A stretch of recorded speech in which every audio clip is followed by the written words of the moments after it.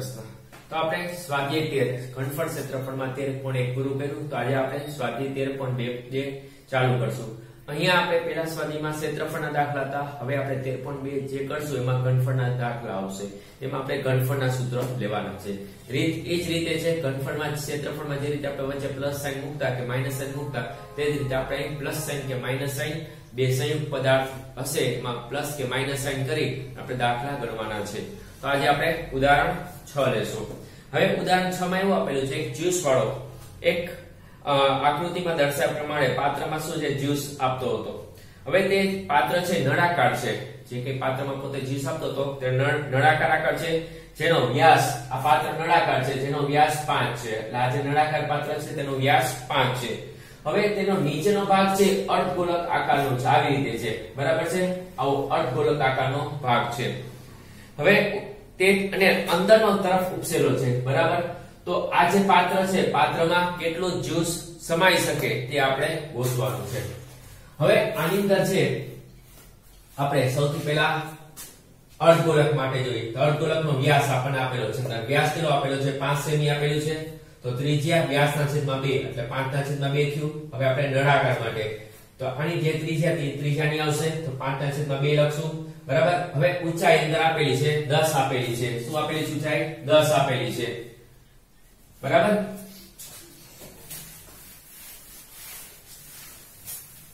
ઊંચાઈ આપણને 10 આપેલી છે। હવે 10 છે, હવે આપણે શું કરવાનું છે કે આ જે પાત્ર છે તેની અંદર કેટલું જ્યુસ સમાઈ શકે છે તે આપણે ગોતવાનું છે। તો આની અંદર આ નળાકાર આકાર છે, નીચેનો ભાગ કેવો છે અર્ધગોળક છે। હવે જેટલો ભાગ અર્ધગોળક દ્વારા રોકાય છે એટલા ભાગમાં શું થશે જ્યુસ સમાશે નહીં, મતલબ એટલો ભાગ આપણે શું થશે બાદ કરવો પડે, બરાબર। તો આમાં આપણે શું આવશે આ એક જ દાખલો એવો છે કે જેમાં બાદબાકીની નિશાની આવશે, શું કામ કારણ કે તમે જ્યારે નળાકારનું ઘનફળ ગોતતા હશો એટલે તમને આખું મળશે, પણ આટલા ભાગ તો શું છે અર્ધગોળક દ્વારા રોકાયેલો છે એટલે એટલા ભાગમાં જ્યુસ સમાઈ શકશે નહીં, ઊંધો છે એટલે એટલા ભાગનું ઘનફળ શું કરવું પડે બાદ કરવું પડે, એટલા માટે વચ્ચે કઈ નિશાની એવી માઈનસ। અત્યારે કે આપણે બે સંયુક્ત આ સંયુક્ત પદાર્થ છે, અત્યારે કે આપણે પ્લસ સાઇન લેતા, પણ આ એક દાખલો એવો છે કે જેમાં આપણે બાદબાકીની નિશાની આવે છે, બરાબર છે। એટલે લખવાનું નળાકારનું ઘનફળ માઈનસ અર્ધગોળકનું ઘનફળ। નળાકારનું ઘનફળનું સૂત્ર પાઈ r સ્ક્વેર h અને અર્ધગોળકનું સૂત્ર શું થશે 2/3 પાઈ r ઘન। હવે આપણે સામાન્ય કાઢ લઈએ, પાઈ r સ્ક્વેર સામાન્ય નીકળશે તો બચશે કોણ h, વચ્ચે માઈનસ સાઇન 2/3 પાઈ બાર ગયો, એક r બચશે એટલે 2/3 r। હવે અહીં બે ત્રણ બધા ચાર સૂત્ર લખ્યા છે, નળાકાર, શંકુ, અર્ધગોળક અને ગોળક, બરાબર યાદ કરી લેજો। હવે આપણે કિંમત લખીએ, પાઈ ની કિંમત 314 ના છેદમાં 100, r એટલે 5 ના છેદમાં 2, 5 ના છેદમાં 2 બે વખત લખવું પડશે કારણ કે r સ્ક્વેર છે, h કેટલું છે 10, 2 ના છેદમાં 3, r એટલે 5 ના છેદમાં 2, બે ઉડી ગયા, 314 ના છેદમાં 100 ગુણ્યા 5 ના છેદમાં 2, 5 ના છેદમાં 2, 10 માઈનસ બચ્યું કોણ 5 ના છેદમાં 3, ઉપર 5 નીચે 3। હવે ક્રોસ ગુણાકાર આ એમને લખી નાખવાનું 5 ના છેદમાં 2, 5 ના છેદમાં 2, ક્રોસ ગુણાકાર કરી 10 તેરી 30, 5 એકુ 5 અને 3 એકુ 3, બરાબર। 314 ના છેદમાં 100 ગુણ્યા 5 ના છેદમાં 2, 5 ના છેદમાં 2 અને 25 ના છેદમાં 3। હવે છેદ ઉડતા નથી, આ એક ઉડે છે 157, તો ગુણાકાર 157 ગુણ્યા 25 25 ગુણ્યા 25 ના છેદમાં 3 દુ 6 600, બરાબર। હવે 157 ગુણ્યા 25 ગુણ્યા 25 કરો એટલે આપણો જવાબ આવશે, હવે 157 ગુણ્યા 25 ગુણ્યા 25 કરશો એટલે 98 125 આવશે અને છેદમાં 600 ના 600 આ બેનું ભાગાકાર કરવાનું એટલે 163.54 ઘન સેમી આવશે। ફરી એક વખત કહી દો, આપણે માઈનસ સાઇન શું કામ લીધું, હવે આખું નળાકાર પાત્ર છે, બરાબર, એટલે તમે શું કરશો પહેલા નળાકારનું ઘનફળ ગોતશો, પણ અંદર જે અર્ધગોળક છે ઊંધો ભાગ છે, બરાબર છે, તો પહેલા નળાકારમાંથી જેટલો ભાગ અર્ધગોળકનો છે એ ભાગમાં જ્યુસ સમાઈ શકશે નહીં, બરાબર છે? તો આપણે શું કરવું પડે, નળાકારના ઘનફળમાંથી અર્ધગોળકનું ઘનફળ બાદ કરીએ તો શું થશે, આપણે જેટલું જ્યુસ પાત્રમાં સમાશે એનું આપણે ઘનફળ મળશે. એટલે આ ભાગમાં જ્યુસ સમાશે, આ ભાગમાં જ્યુસ આવશે નહીં, એટલા ભાગને આપણે દર્શાવવા માટે શું કર્યું, માઈનસ સાઈન કરી, બરાબર? હવે સ્વાધ્યાય 13.2 નો પેલો દાખલો જોઈએ.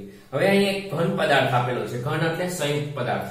અહીં એક ઘન પદાર્થ આપેલો છે જેની ત્રિજ્યા 1 છે, તે અર્ધગોળક ઉપર એક શંકુ ગોઠવેલો તેવો બનાવેલો છે. તો આ કેવો ઘન પદાર્થ છે, નીચેનો ભાગ અર્ધગોળક, જેના ઉપર શું ગોઠવવામાં આવ્યું છે, શંકુ છે, આવો એક ઘન પદાર્થ છે.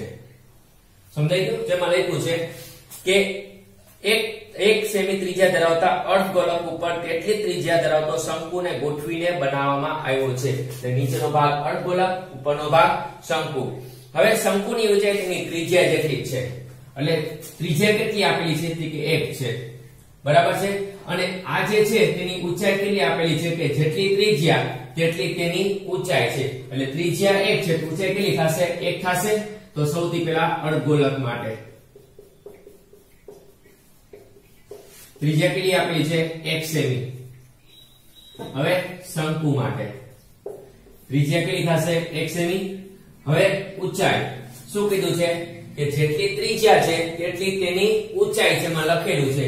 એટલે ત્રિજ્યા 1 છે તો ઊંચાઈ કેટલી થશે, 1 સેમી થશે. તો આપણાનું કુલ ઘનફળ ગોતવાનું છે અને પાઈના સંદર્ભમાં ગોતવાનું છે. તો લખવાનું હવે કુલ ઘનફળ શું થશે, અર્ધગોળક નું ઘનફળ પ્લસ શું આવશે, શંકુનું ઘનફળ, બરાબર? અર્ધગોળક નું સૂત્ર 2/3 પાઈ r ઘન પ્લસ આનું સૂત્ર 1/, શંકુનું શું છે, 1/3 પાઈ r સ્ક્વેર x. હવે સામાન્ય શું નીકળે, 3 નીકળે, પણ 3 ક્યાં છે, છેદમાં છે. છેદમાં હોય તો કેવી રીતે દર્શાવવાનું, 1/3 લખવાનું. બીજું પાઈ સામાન્ય નીકળશે, r સ્ક્વેર નીકળશે, બરાબર? હવે બચ્યું કોણ, અહીંયા 2 બચશે, એક r બચશે, પ્લસ પાઈ નીકળી ગયો, r સ્ક્વેર નીકળી ગયું, તો બચ્યું કોણ, h. ફરી એક વખત કહું છું, જો નીચે 3, બે જગ્યાએ 3 છેદમાં સામાન્ય નીકળે, આપણે 1/3 લખવાનું. પાઈ સામાન્ય નીકળશે, r ઘન અને r વર્ગ, એટલે r વર્ગ નીકળશે. બચ્યું કોણ, અહીં 2 સામાન્ય કાઢ્યા નથી, 2 બચ્યા, r ઘન હતા, 3 r હતા, એમાંથી એક બચ્યો અને અહીં કોણ બચશે, h. હવે આપણે કિંમત લખીએ. પાઈના સંદર્ભમાં કીધું છે એટલે પાઈની કિંમત મૂકવાની રહેશે નહીં. r કેટલું છે, કે r 1 છે, ત્રિજ્યા કેટલી આપેલી છે, ત્રિજ્યા 1 છે, પ્લસ r 1, ઊંચાઈ પણ 1 છે, પાઈ 1 ગુણ્યા 1 થશે, 2 × 2, 2 ને 1 3 થશે, એટલે 1/3 ગુણ્યા પાઈ, 3 × 3, 3 ઉડી ગયા, બચ્યું કોણ, પાઈ સેન્ટીમીટર નો ઘન, બરાબર છે? તો જવાબ શું આવ્યો આપણો, પાઈ. પાઈની કિંમત શું કામ નથી લખી, કારણ કે તમે જ્યારે દાખલો વાંચશો તો આ ઘનફળ, આ પદાર્થનું ઘનફળ પાઈના ગુણિતમાં ગોતો, એટલે પાઈના ગુણિતમાં એટલે પાઈના સ્વરૂપમાં ગોતો, એટલે પાઈની કિંમત મૂકવાની રહેશે નહીં. કીધું હોય તો જ ન મૂકવાની, બાકી આપણે પાઈની કિંમત મૂકવાની રહેશે, બરાબર? હવે આપણે બીજો દાખલો જોઈએ. તો આપણે હવે બીજો દાખલો જોઈએ. હવે બીજા દાખલામાં શું આપ્યું છે કે એન્જિનિયરિંગના વિદ્યાર્થી રસેલે નળાકાર પાત્રના બંને છેડે શંકુ હોય તેવું એક મોડેલ બનાવેલું છે. નળાકારની બંને છેડે, એટલે ઉપર પણ શંકુ અને નીચે પણ શંકુ હોય તેવું એને શું બનાવેલું છે, મોડેલ બનાવેલું છે. બંને છેડે પાતળી એલ્યુમિનિયમની શીટમાંથી બનાવેલ શંકુ બેસાડી એક નમૂનો તૈયાર કર્યો છે. નમૂનો એટલે મોડેલ થશે. નમૂનાનો વ્યાસ, અહીંયા જે નમૂનો છે એનો વ્યાસ કેટલો છે, 3 આપેલો છે, આખું વ્યાસ થશે. અને તેની લંબાઈ એટલે કુલ થશે, યાદ રાખજો, કુલ લંબાઈ કેટલી આપેલી છે, કુલ લંબાઈ 12 છે, બરાબર? કુલ લંબાઈ એટલે આખી લંબાઈ થશે, કુલ લંબાઈ 12 છે. એટલે ઉપરથી લઈ નીચે શંકુ, નળાકાર અને શંકુ, કુલ લંબાઈ 12 આપેલી છે.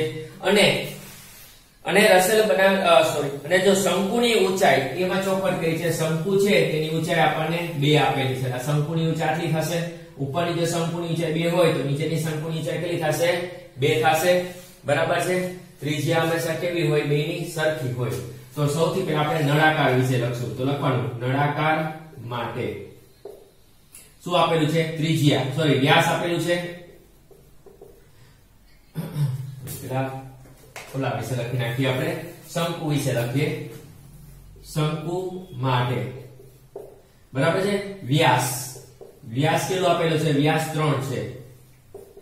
તો ત્રિજ્યા કેટલું થશે? ત્રિજ્યા એટલે વ્યાસના છેદમાં 2 એટલે 3 ના છેદમાં 2 થયું. આમ નામ રાખજો. હવે આની અંદર ઊંચાઈ આપેલી છે. શંકુની ઊંચાઈ કેટલી આપેલી છે? કે 2 સેમી આપેલી છે. h બરાબર 2 સેમી. હવે કોની વાત કરશું? નળાકાર. ત્રિજ્યા કેટલી થશે નળાકારની? આની ત્રિજ્યા 3 ના છેદમાં 2 છે, તો આની ત્રિજ્યા કેટલી થશે? 3 ના છેદમાં 2. હવે નળાકારની ઊંચાઈ આપણને આપેલી નથી ને બીજી એક વસ્તુ યાદ રાખજો, ત્રિજ્યા તો સરખી છે એટલે આપણે r લખ્યું, પરંતુ ઊંચાઈ સરખી ક્યારે નહીં હોય. તો આને કેપિટલ સ્મોલ h લખ્યું તો અહીં કેપિટલ h લખ્યું, જેથી આપણને ભૂલ પડશે નહીં. બરાબર? તો h બરાબર હંમેશા કેટલું છે? કુલ ઊંચાઈ 12 છે.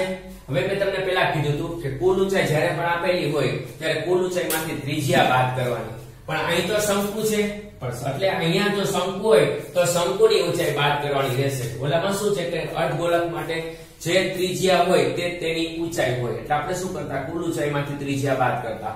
પણ જ્યારે શંકુ આપેલું હોય ત્યારે કુલ ઊંચાઈમાંથી શંકુની ઊંચાઈ બાદ કરવાની રહેશે. તો 12 છે, શંકુની ઊંચાઈ કેટલી છે? 2 છે. એક ઉપર છે અને એક નીચે છે. તો ઉપર 2, નીચે 2, તો 2 ને 2 કેટલા થશે? 4 થશે. એટલે 12 માંથી 4 જાય તો 8 સેમી. તો નળાકારની ઊંચાઈ કેટલી થશે? 8 સેમી. બરાબર છે? કુલ ઊંચાઈમાંથી શંકુની ઊંચાઈ બાદ કરવાની. શંકુની ઉપરની 2, નીચેની 2, 2 ને 2 4, એટલે 12 માંથી 4 બાદ કરી તો 8. હવે કુલ ઘનફળ શું છે? નળાકારનું ઘનફળ પ્લસ શંકુનું ઘનફળ. હવે એક વસ્તુ યાદ રાખવાની, કુલ કેટલા શંકુ છે? 1 અને 2 છે. તો આગળ ગુણાકારમાં શું લખવાનું રહેશે? 2 લખતા ભૂલતા નહીં. જો ખાલી શંકુનું ઘનફળ લખશો રીત સાચી હશે પણ જવાબ ખોટો આવશે. શું કામ 2 લખ્યા? કારણ કે 2 શંકુ છે એટલા માટે આગળ ગુણાકારમાં 2 લખવા પડશે. નળાકારનું ઘનફળનું સૂત્ર પાઈ r સ્ક્વેર h. h શું કામ કેપિટલ લખ્યું? કારણ કે નળાકારની ઊંચાઈને શું કીધું છે? કેપિટલ h કીધું છે. પ્લસ 2 ગુણ્યા શંકુનું ઘનફળનું સૂત્ર 1/3 પાઈ r સ્ક્વેર h. સામાન્ય કાઢી પાઈ નીકળશે તો સામાન્ય. બરાબર? બીજું શું નીકળશે? કે r વર્ગ નીકળશે. h નીકળશે નહીં, કારણ કે કેપિટલ h ના સ્મોલ h છે. બે h અલગ અલગ છે એટલે સામાન્ય કાઢવાના નહીં. બચશે કોણ? કે h બચે, 2 બચે, નીચે 3 ના 3 એમ બચશે અને h બચશે. હવે આપણે કિંમત લખી નાખીએ. પાઈ ની કિંમત આપણે લખવાની છે 22/7. r કેટલું છે? કે r 3/2 છે. 3/2, 3/2. કેપિટલ h કેટલું છે? કે 8 છે. પ્લસ 2/3. નાનો h કેટલો છે? નાનો h એટલે શંકુની ઊંચાઈ 2 છે.